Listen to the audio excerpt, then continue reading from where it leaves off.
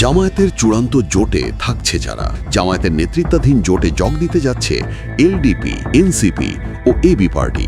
জামায়াতের নেতৃত্বাধীন ৮ দলীয় জোট অক্ষুণ্ণই থাকছে। এনসিপি কমপক্ষে ৩০টি আসন নিয়ে জোটে যোগ দিতে যাচ্ছে। চরমোনাই পীরের নেতৃত্বাধীন ইসলামী আন্দোলনের আসন সংখ্যা এনসিপির কাছাকাছিই থাকছে বলে জানা গেছে। এর আগে তারা ১২০টি আসন না হলে জোট ছাড়ার হুমকি দিয়েছিল। এলডিপির অলি আহমদকে ৬টি আসন দেওয়া হতে পারে। এবি পার্টির আসন সংখ্যা এখনও চূড়ান্ত হয়নি, তবে আসন ৩-৪টির বেশি হবে না। এদিকে জামায়াত বেশ কিছু আসনে তাদের দলীয় প্রার্থী পরিবর্তন করে জোটে নতুন যোগ দেওয়া দলগুলোর পাশাপাশি বিশিষ্ট ব্যক্তিদেরও মনোনয়ন চূড়ান্ত করতে যাচ্ছে। ঢাকা ২ আসনে অবসরপ্রাপ্ত সামরিক কর্মকর্তাদের সংগঠন রাওয়ার সভাপতি কর্নেল অবসর মোহাম্মদ আব্দুল হকের মনোনয়ন চূড়ান্ত করেছে জামায়াতে ইসলামী।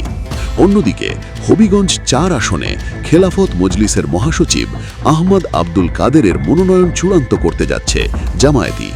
এর আগে জামায়াত এই আসনে হবিগঞ্জ জেলা জামায়াতের আমির মুখলিসুর রহমানকে পরিবর্তন করে অলিউল্লাহ নোমানকে প্রার্থী করেছিল।